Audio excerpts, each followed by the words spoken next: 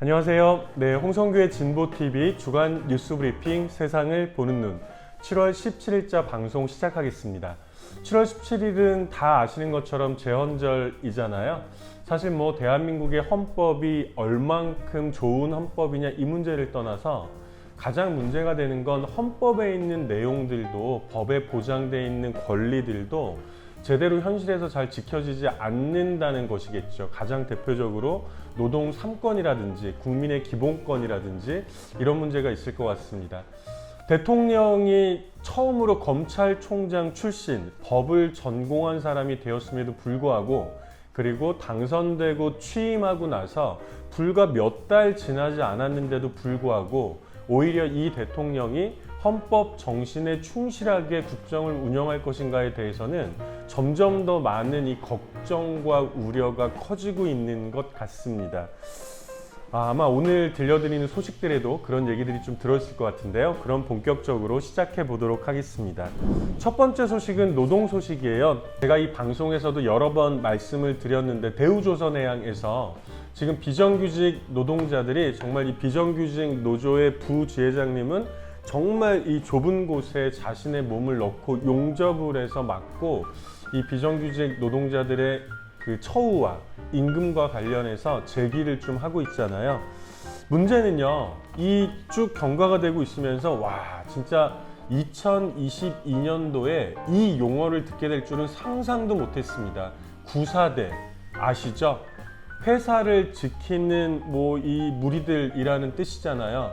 과거에 뭐 60년대, 70년대 이럴 때는 노동자들이 특히 또 70년대에는 여성 노동자들이 많았잖아요. 방직 공장이라든지 뭐 무역회사라든지 여기서 보통 구사대 그러면 인근에 그 깡패들, 이 남성 깡패들을 동원해가지고 폭력적으로 이 노동자들의 노동조합 활동을 탄압하고 방해했던 이런 기억들을 우리는 역사책에서 보았고 80년대에도 종종 보아왔지만 2022년도에 이 폭력적인 구사대가 다시 등장하게 될 줄은 정말 꿈에도 상상을 못했습니다.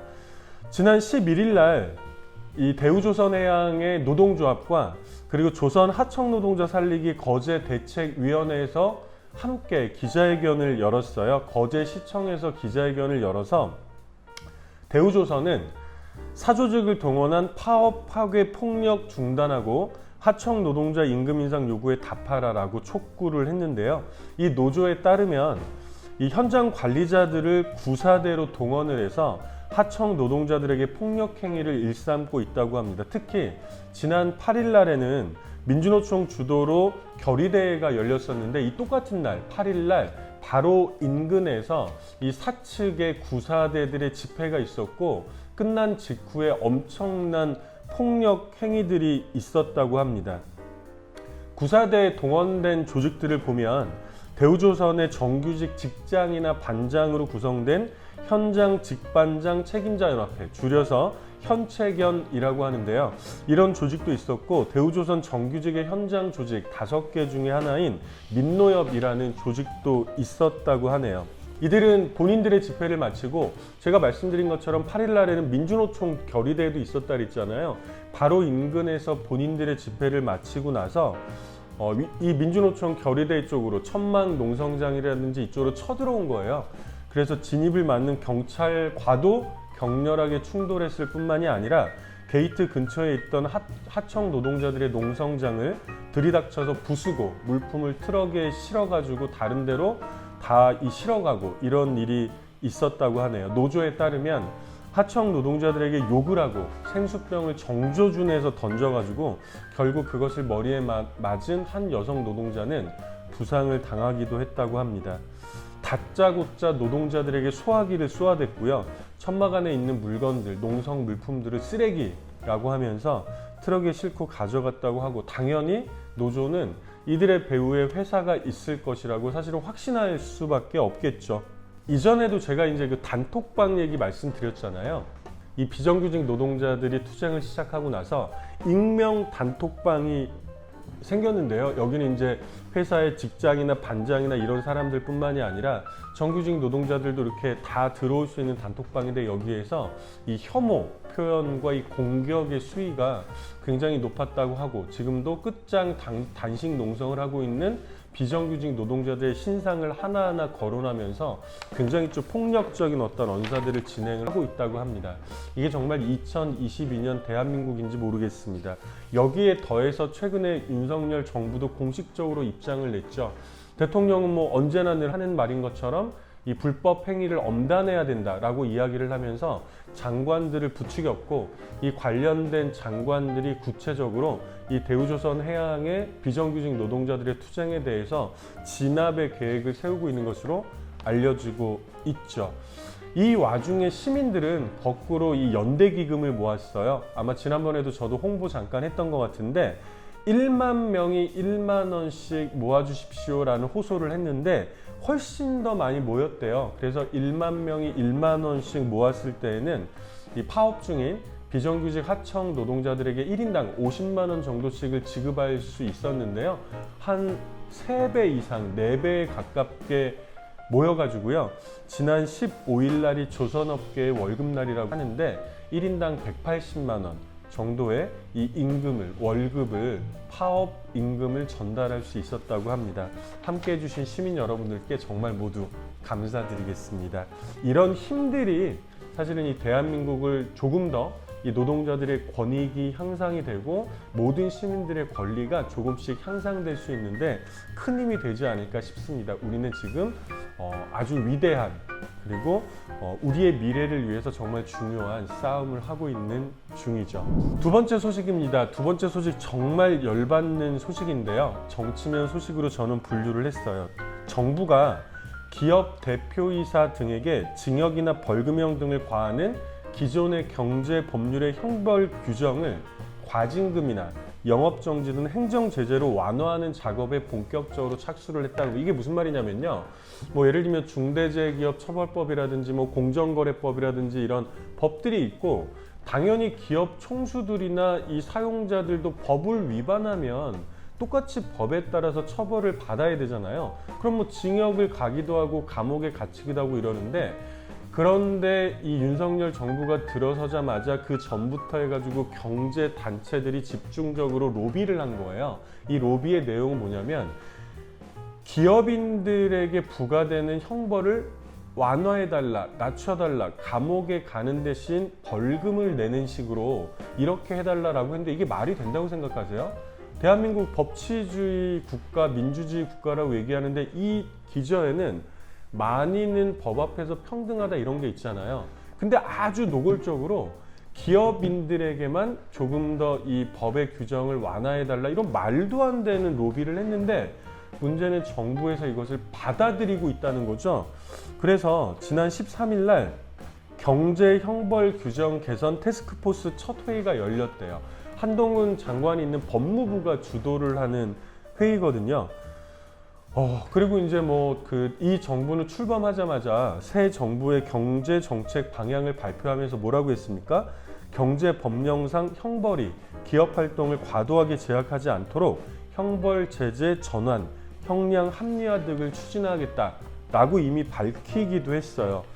아까 제가 말씀드린 것처럼 이 검토 대상에는 공정거래법이나 중대재해처벌법 등이 오를 것으로 예상이 되고 있죠. 이게 정말 말이나 되는 일입니까? 노동자들의 권리를 더 억압하고 기업인들의 이 권리를 더 신장하는 이런 정책들을 현재 추진을 하고 있다는 겁니다. 이게 참 저도 좀 죄송합니다. 왜냐하면 5가지 소식을 엄선해서 주간 뉴스 브리핑 전해드리는데 이 5가지 소식이 다 행복한 소식이었으면 좋겠거든요.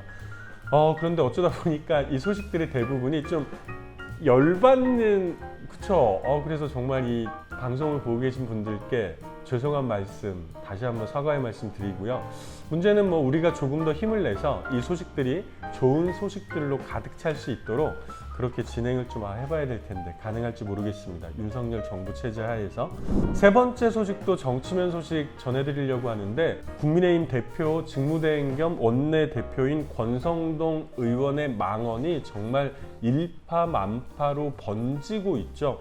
와, 진짜 이 엄청난 뻔뻔함은 어디서 온 걸까요? 최근에 무슨 일이 있었어요?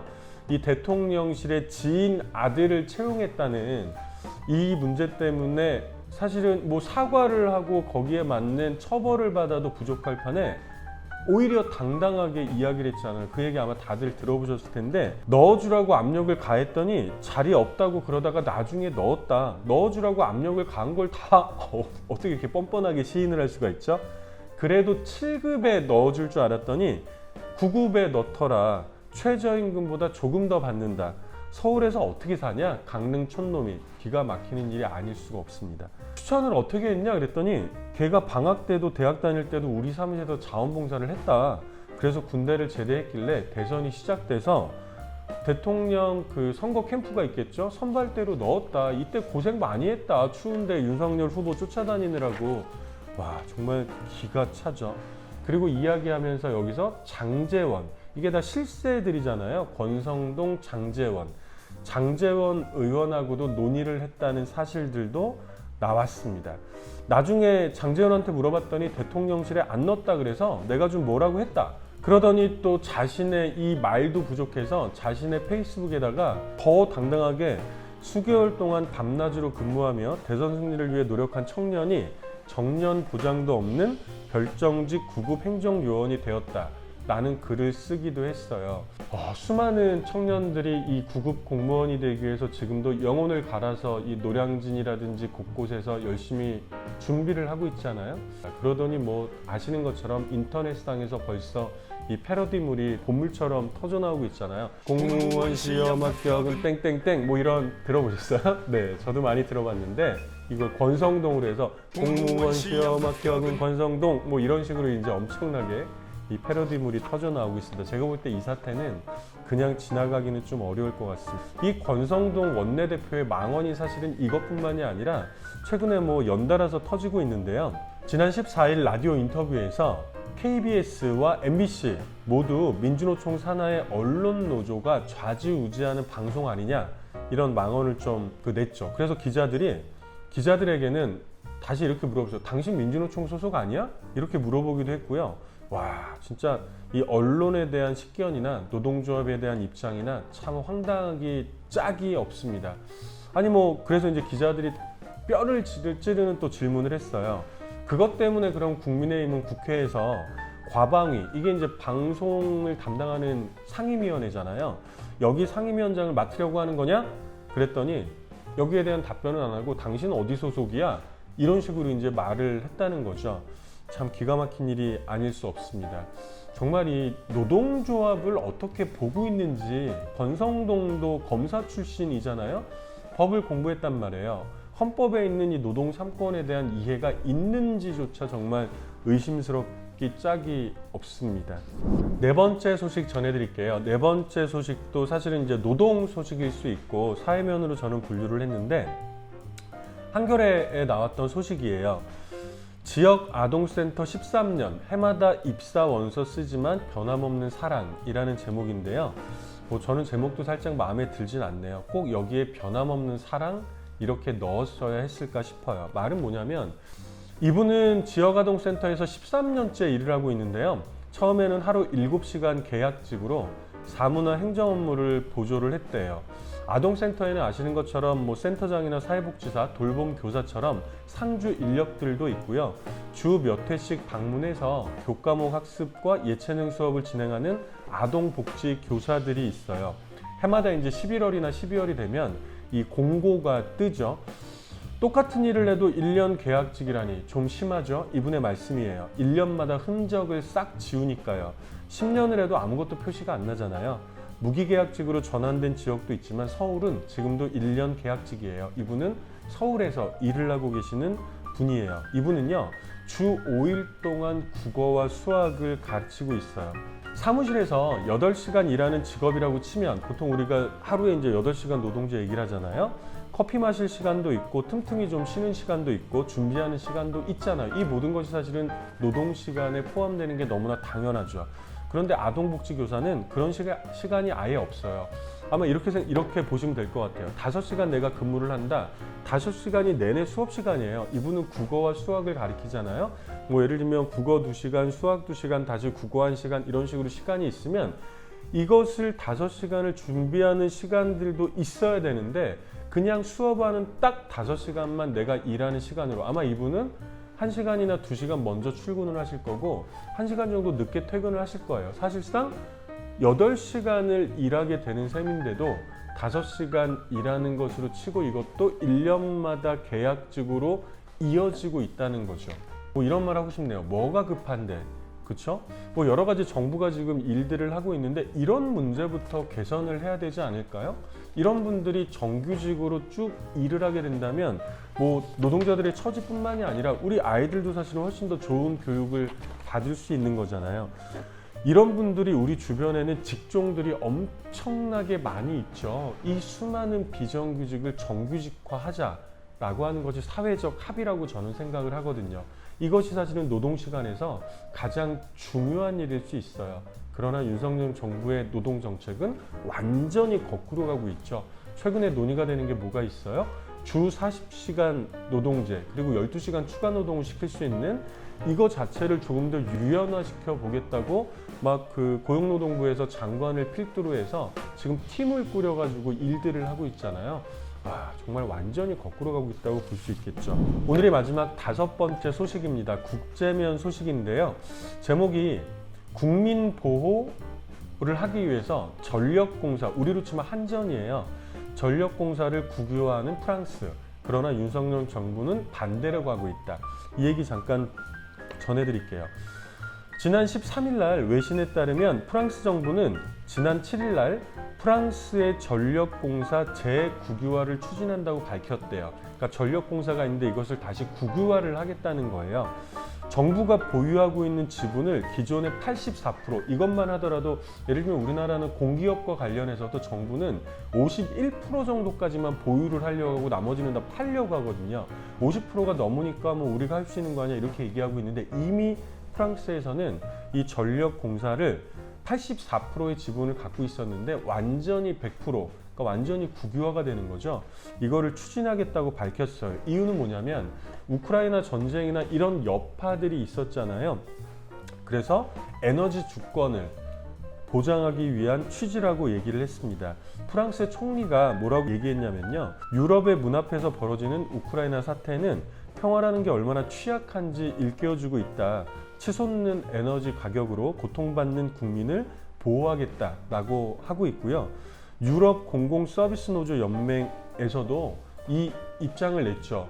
이 프랑스의 전력공사 재국유화에 대해서 필수 공공 서비스를 자유시장에 맡긴 데 따른 전력시장 모델의 붕괴를 보여준다. 즉 필수 공공 영역들은 민간이나 자유시장에 맡길 것이 아니라 정부가 공적으로 책임을 져야 함을 다시 한번 보여주고 있다. 이런 거죠. 왜? 자유화된 시장에서는 정당한 전환과 공급 안정성, 합리적인 가격을 제공할 수 없기 때문이죠. 프랑스의 사례는 지금 이렇게 가고 있는데 지금 2022년 똑같은 시기를 살고 있는 대한민국의 윤석열 정부는 어떻게 하고 있어요? 민영화 바람이 불고 있죠. 한전과 자회사 등 전력그룹사는 지난 5월 달에 비상대책위원회를 열어서 재무 개선을 위해서 한전 자회사와 출자회사의 지분 매각을 추진한다고 밝혔어요. 프랑스하고는 완전히 반대되는 거죠. 민영화를 하겠다는 것과 다르지 않잖아요. 그리고 이후로 실제로 이 매각이 이루어지고 있습니다. 사실은 뭐 KT 같은 경우는 그러니까 정부는 이거 민영화하겠다는 거 아니야? 한전을 이렇게 얘기하니까 그건 아니야 라고 얘기는 하고 있지만 이전에 KT 한국통신이죠. 지금도 뭐 우리나라 뭐 핸드폰이라든지 통신이라든지 KT가 이제 주력이잖아요. 이 KT가 대표적인데요. 정부 기관으로 출발을 해서 국영 기업으로 운영되던 KT는 정부 지분이 점차 축소되더니 정부의 공식적인 계획하에 지난 2002년, 벌써 20년 전이에요. 완전히 민영화됐어요. 근데 아직도 모르시는 분들이 계시더라고요. KT가 무슨 공기업인 줄 알고 계시는 분들이 있는데 KT는 완전히 민영화된 지 20년이 지났어요. 현재 소액주주 비중은 60%를 웃돌고 있고요. 회사 경영이 수익성 논리로 흐르면서 서민들의 입장에서는 통신비가 올라가고 있고 이 이익은요. KT에서 벌어들이는 이익은 배당을 통해서 외국으로 빠져나가고 있는 실정이라고 할 수 있습니다. 지금 말씀드린 것처럼 프랑스는 전력공사를 국민들을 보호하기 위해서 다시 국유화를, 완전 국유화를 추진하고 있는 반면에 대한민국의 윤석열 정부는 거꾸로 민영화를 추진을 하고 있다는 거죠. 이러고 보니까 참 오늘 그 5가지 소식 모두 정말 아까도 중간에 말씀드렸지만 정말 좀 죄송스럽네요. 네, 좋은 소식을 전해드려야 되는데, 그러나 이것이 현재 2022년 7월 달을 살고 있는 대한민국의 모습일 수도 있습니다. 우리 시민들의 역할이 훨씬 더 중요한 시점이 아닐까 싶어요. 7월 셋째 주 접어드니까 이제 슬슬 호주머니도 이렇게 쪼그라들고 물가는 오르고 있긴 하지만 휴가 계획을 세우시는 분들도 있을 거예요. 이 사랑하는 분들과 소중한 분들과 이 휴가 계획도 잘 세우시고 좋은 곳에서 힐링도 하시고, 이 힐링한 기분을 가지고 이 안 좋은 소식들을 좋은 소식으로 전환시킬 수 있게 힘을 조금 더 모을 수 있는 기회로 삼으면 어떨까 싶습니다.